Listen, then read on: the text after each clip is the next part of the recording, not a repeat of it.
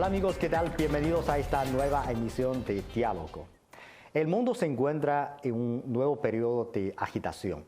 Las relaciones entre China y Estados Unidos se encuentran en un reto sin precedente, lo que está causando impactos negativos a nuestro mundo de hoy. Los cambios notorios de los pesos de los países desarrollados y los países en vías de desarrollo están generando nuevas reflexiones sobre el orden internacional más justo y equilibrado.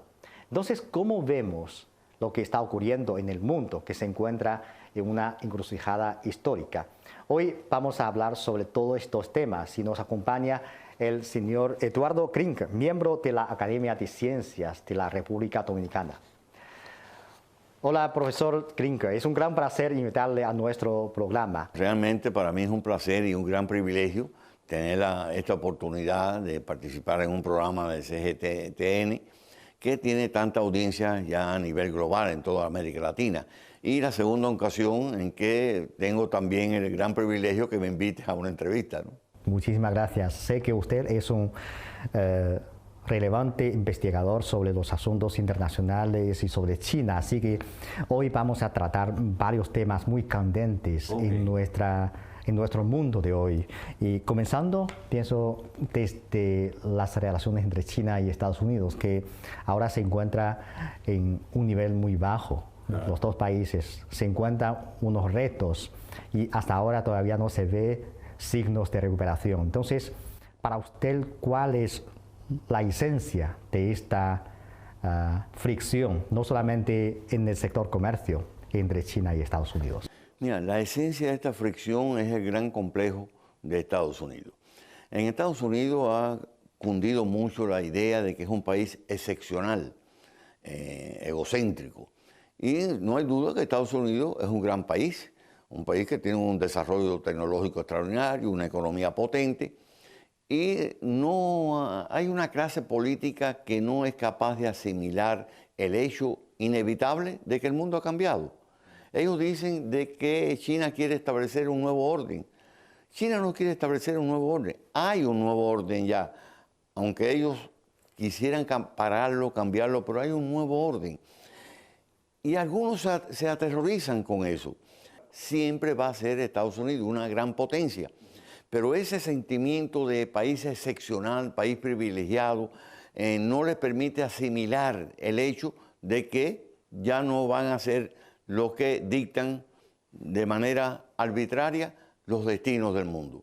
Está China y eso es inevitable.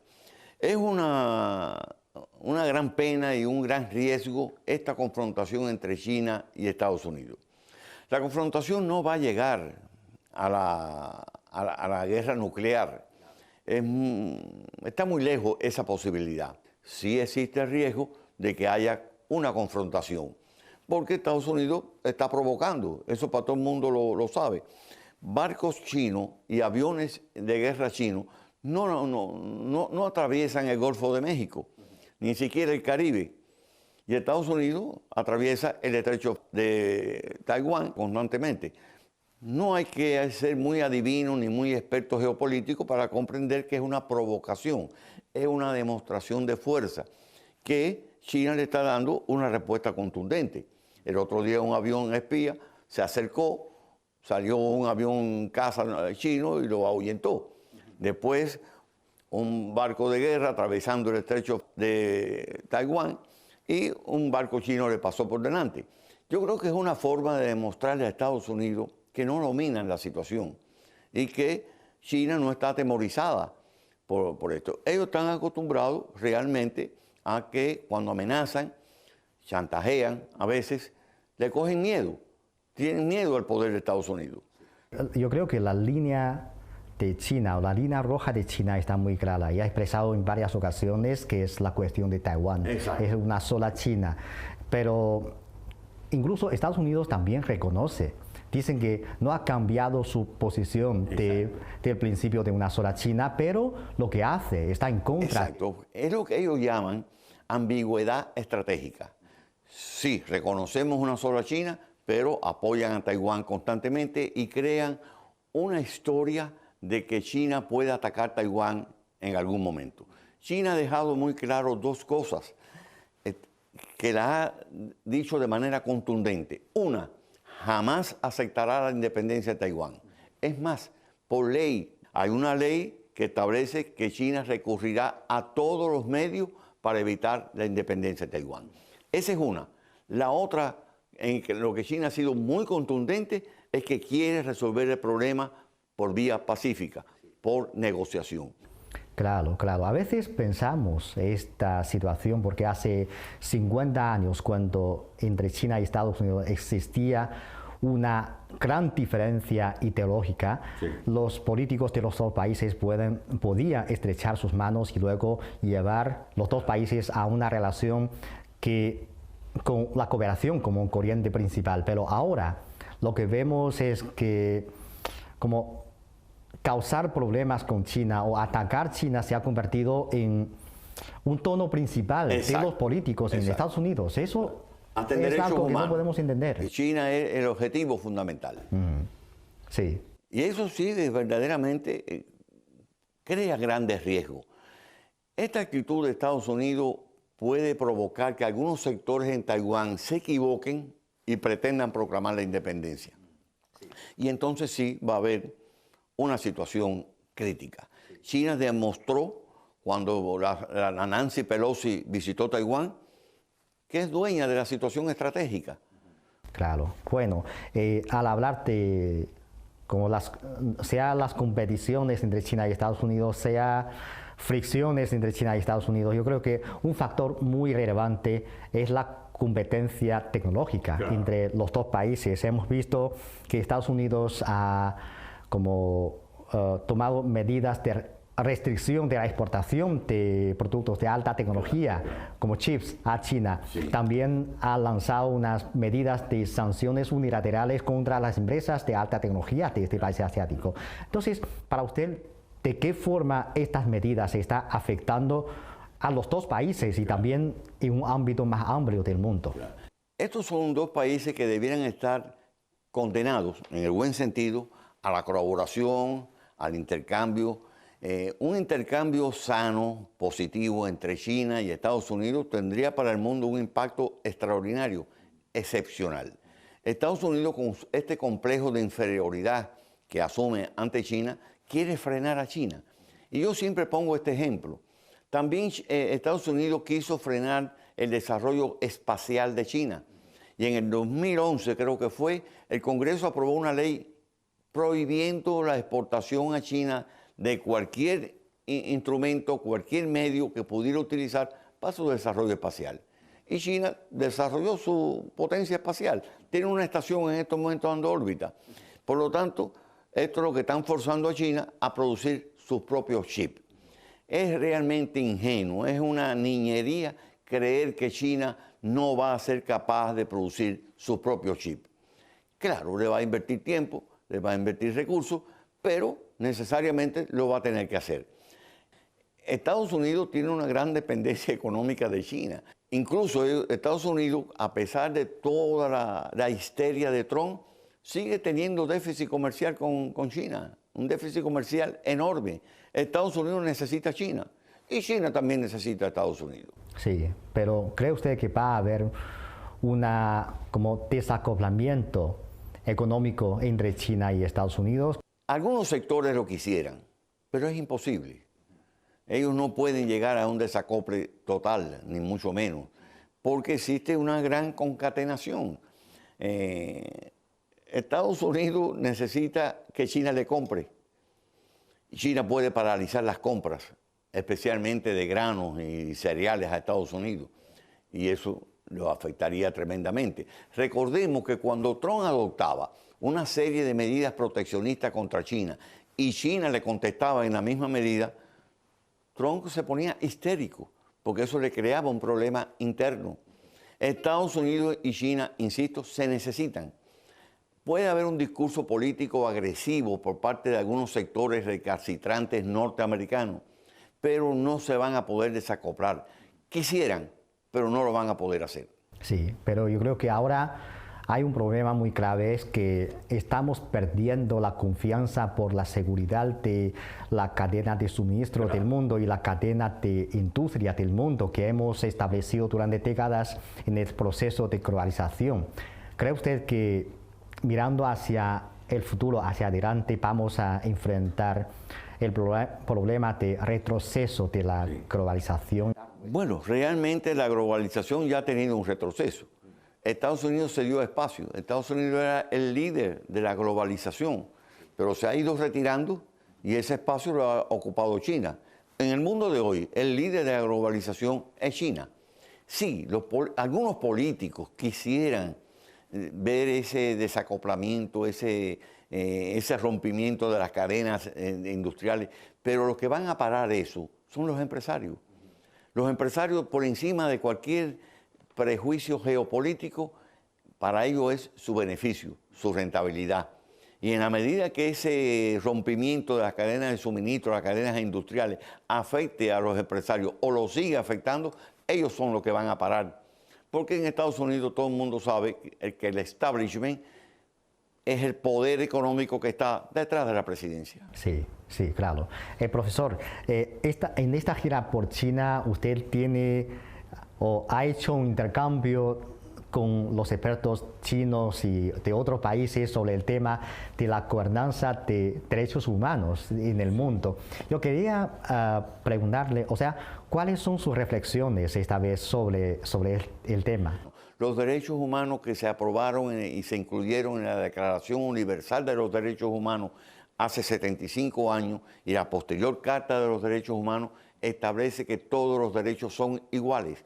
Ninguno son superiores a los otros. En Occidente, con Estados Unidos a la cabeza y la Unión Europea detrás, quieren priorizar los derechos civiles y políticos, porque eso lo están utilizando como un instrumento de propaganda y de ataque geopolítico. Pero ellos deben mirarse a sí mismos, porque es inexplicable que en la Unión Europea el 22% de la población esté en condiciones de pobreza. Y en Estados Unidos el 12%, más de 40 millones de norteamericanos están en pobreza. El país que más premios Nobel tiene acumulado tiene un 43% de la población que no se desempeña bien en leer y escribir. Y esto es un informe del Departamento de Educación de Estados Unidos hace muy poco. Es injustificable, Roberto, que en el tiempo que tú y yo estamos aquí hablando, en el mundo han muerto por lo menos 5 o 6 niños y jóvenes por problemas de hambre. Porque según las organizaciones internacionales, cada 4.4 segundos muere un niño o un joven. Claro. Entonces, eso realmente no hay justificación. ¿Cómo poder explicar tanta pobreza en el mundo, tanta hambre, tanta marginación, cuando ahora mismo se están destinando cientos de miles de millones de dólares a la guerra? Si una parte de eso se destinara a resolver la pobreza en los países, no habrían guerra. Eso es porque China insiste en que el derecho de vida, el derecho de desarrollo, es lo básico de derechos humanos. China ha insistido mucho en que, porque hay quien no ve la paja en el ojo propio. El problema del racismo, la discriminación, la marginación. Estados Unidos defiende mucho la Carta de los Derechos Humanos, sin embargo viola los artículos que establecen el derecho de asilo. Si Estados Unidos, en vez de desplegar toda esa fuerza que despliega en la frontera y demás, destinara una ínfima parte de lo que destina a guerra, a proyectos de desarrollo en los países de Centroamérica, no tendría la presión. Pero es que hay disposición para elementos para matar, pero no para salvar vidas. Esa es la realidad lamentable que tenemos en el mundo. Se ataca mucho a China y los derechos humanos. Se critica a China sin decir lo que en el trasfondo. Ahora hay que reconocer que en el plano de los derechos humanos integrales, China tiene mucho que aportar. China ha sido capaz en menos de 40 años de sacar a más de 800 millones de personas de la pobreza. En 8 años acabó con la pobreza extrema. En el 2002 habían 100 millones de chinos en pobreza extrema. En el 2020 la declararon eliminada, ya acabada. Y esto no es propaganda china. Los organismos internacionales, Banco Mundial, Naciones Unidas, lo reconocen, que China ha logrado acabar con la pobreza extrema. Y la pobreza en general en China es de un 3%. En Estados Unidos, la superpotencia, es de un 12%. Eso sí, por eso yo creo que un problema muy grande de la gobernanza de derechos humanos en el mundo es que existe un doble moral en este sentido. Y además lo peor es que algunos países están usando derechos humanos como una herramienta, una arma para atacar a los demás. Eso es un problema que tenemos que resolver. Claro. Es que sí, debemos velar porque todos los países respeten los derechos humanos físicos, los derechos humanos civiles y políticos, pero también los derechos humanos económicos, sociales y culturales. Todos hay que respetarlos. Si observamos, podemos darse cuenta de que en estos últimos años el gobierno de Estados Unidos no se cansa de repetir la fórmula orden internacional basado en las reglas, con la que describe como un defensor del orden internacional. Pero si observamos o comparamos el comportamiento entre China y Estados Unidos, algo muy notable es que Estados Unidos prefiere usar las medidas unilaterales contra otros países, mientras que China generalmente va en línea de resolver los problemas a través o dentro de un marco multilateral de las Naciones Unidas. Entonces, en este momento reflexionamos cuál es la forma de defender o salvaguardar el orden internacional. ¿Cómo califica los dos comportamientos de China y de Estados Unidos? Ellos hablan de un orden internacional basado en reglas, pero es que existe un orden internacional basado en reglas que ellos lo violan persistentemente. La base del derecho internacional, la fuente del derecho internacional son las Naciones Unidas. Las Naciones Unidas lo establece con toda claridad. El Consejo de Seguridad es la única instancia que tiene autoridad para aplicar sanciones, e inclusive hasta aplicar la fuerza. Sí. Pero Estados Unidos y el Grupo de los Siete están tratando de constituir un poder al margen de las Naciones Unidas, paralelo a las Naciones Unidas, establecer ellos lo que es bueno y lo que es malo y cuáles son las reglas. Las reglas están establecidas y hay que respetarlas. Derecho internacional, sí, todos tienen que respetar el derecho internacional, pero todos, absolutamente todos. Ellos violan el derecho internacional. Por ejemplo, las famosas armas de destrucción masiva en Irak para justificar el ataque a Irak. No puede haber en el mundo un poder por encima de la ley. Y eso es lo que Estados Unidos tiene miedo. Eso es lo que Estados Unidos está viendo con temor, que ha surgido un mundo, porque no es que va a surgir, ha surgido un mundo que está limitando su capacidad. Eso sí. Bueno, hemos hablado sobre el cambio en el mundo. Yo creo que hay una razón o hay un trasfondo muy importante, es el cambio notorio de los besos de los países en vías de desarrollo y los países desarrollados. Esto conduce una nueva reflexión de un orden internacional más justo y equilibrado. Eso es lo fundamental. Entonces, sea que les guste o no a los países desarrollados, es una realidad. Es una realidad. Entonces, ¿de qué manera cree que este cambio va a afectar a la configuración mundial? Bueno, el cambio en la configuración mundial va a ser que realmente han surgido nuevos actores. China es ya un actor de primer orden, indiscutible. China ha ido en apoyo de África, de América Latina y de Asia. Ahora resulta ser que los europeos, especialmente, que fueron la metrópoli de todos esos países africanos, han descubierto a África. Pero han descubierto a África porque África se ha relacionado con China.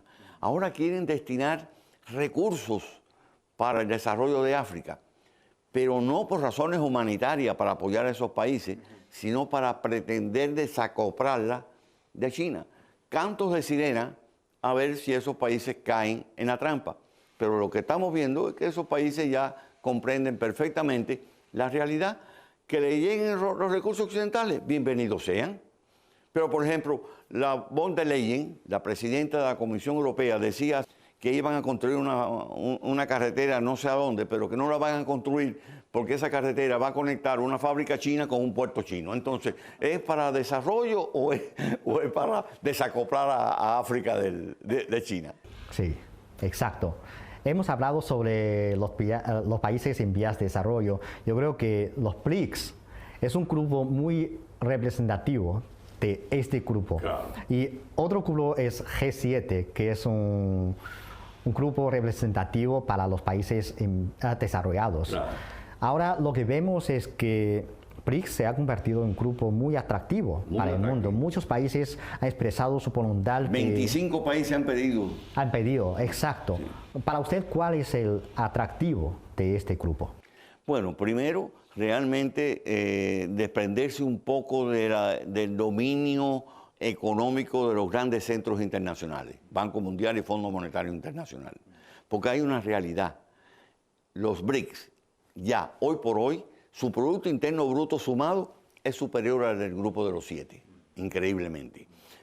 Es una realidad que este mundo ha cambiado totalmente y está cambiando. Que 25 países hayan pedido su ingreso a los BRICS es una señal importante, pero incluyendo, por ejemplo, a petroleros, Arabia Saudita, Emiratos Árabes Unidos, Argelia. Y esto además va acompañado del surgimiento de una alternativa al uso del dólar. Un pánico en algunos, inclusive a nivel individual de personas, un pánico tremendo al dólar. El dólar nunca va a desaparecer y ni va a dejar de ser importante. Pero es que acaso, cuando hace 20 años surgió el euro, no se redujo el campo de acción del dólar, se redujo.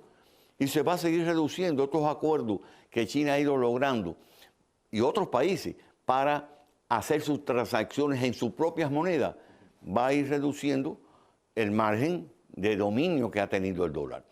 Por supuesto que el yuan tiene todavía un largo camino que recorrer, no tiene todavía un peso decisivo el uso del yuan, a pesar de que China es el líder exportador mundial. Y esa situación de líder exportador mundial va a ir abriendo camino cada vez más a que el yuan se convierta en una moneda de primer orden a nivel universal. El dólar no va a desaparecer. El que tenga dólar, que lo guarde porque va a seguir usándolo. Sí, bueno, yo creo que este tema es interesante, que es la desdolarización.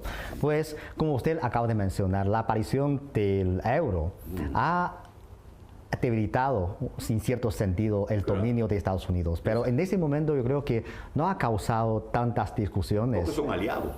Pero ahora sí, parece que en el mundo de repente aparecen muchos países, muchas organizaciones que comienzan a discutir sobre la posibilidad de usar una otra moneda para el comercio internacional. Y el mundo está discutiendo sobre este tema. Estados Unidos también comienza a preocuparse sobre este tema. Y yo quiero saber cómo explica la razón fundamental de esta tendencia. Si tú tienes dinero en un banco y ves que ese banco está teniendo problemas, tú lo sacas y lo pones en otro lugar. Y los países lo que están haciendo es curándose en salud, disminuyendo su dependencia del dólar.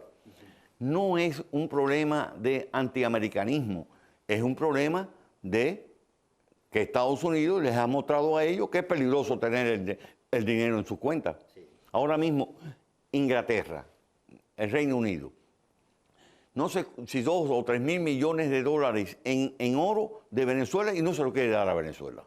Sí, claro, eso me hace recordar una frase de Rubio, ¿no? de Estados Unidos, cuando todo el mundo estaba discutiendo sobre la desdolarización. Él dijo, no recuerdo exactamente lo que dijo, pero la idea es que Estados Unidos está perdiendo su capacidad de sancionar a los demás con el dólar. Claro. Pero es la razón por la que los otros países comienzan a reflexionar si hay que bajar la dependencia al dólar.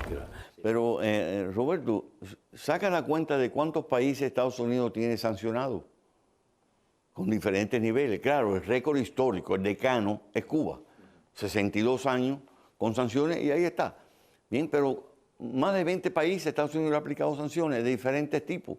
Entonces los países se están curando en salud porque están viendo los riesgos que significa estar expuesto al dólar. Bueno, hemos hablado muchos temas muy candentes sobre nuestro mundo de hoy. Y por último, quería hacerle una pregunta, que es sobre América Latina. Pues en una circunstancia sobre esto, también a veces reflexionamos o pensamos qué piensan los países latinoamericanos sobre sus relaciones con China. Pues en cierto sentido, América Latina está cerca de Estados Unidos, está influenciado por Estados Unidos. Entonces, ¿cómo piensan los países latinoamericanos sus relaciones con China en un entorno como esto? Mira, lo cierto es que históricamente Estados Unidos ha visto a América Latina como su patio trasero. Pero América Latina ha ido descubriendo que China le ha abierto nuevas capacidades. La mayor parte de los países de América Latina tienen ahora a China como su principal socio económico comercial, por encima de Estados Unidos. Es más, si tú tomas toda América Latina, China es el segundo socio económico comercial de América Latina. Pero si tú separas México, China es el primer socio económico comercial de América Latina en su conjunto. No en todos los países es el primer socio, pero en la gran mayoría. Pero los países han comprendido que China es una opción. Por ejemplo, en estos momentos el gobierno más de derecha en Sudamérica es el de Ecuador, Guillermo Lasso. Guillermo Lasso ha estrechado relaciones con China. Acaba de firmar un acuerdo de libre comercio. Y Estados Unidos no ha invadido Ecuador. Bien, pero Ecuador, a pesar de sus intensas y extensas relaciones con Estados Unidos, se ha acercado a China, porque es la opción. Chile, ahora mismo también Colombia, Perú, Argentina, Brasil, tienen a China como un socio. Pero además, no solamente es un interés comercial, es también estratégico no depender solamente de Estados Unidos. Porque existe una historia trágica en las relaciones América Latina-Estados Unidos. Claro, yo creo que para la mayoría de los países latinoamericanos, ellos piensan que nosotros no vamos a seleccionar un lado. Claro. Porque tenemos derecho de desarrollar relaciones con Estados Unidos y al mismo tiempo con China. Esto es más beneficioso para ellos, para todos. Claro. Para América Latina ha sido importante esta relación con China, muy importante, porque le ha abierto nuevos campos, nuevos caminos, nuevas opciones.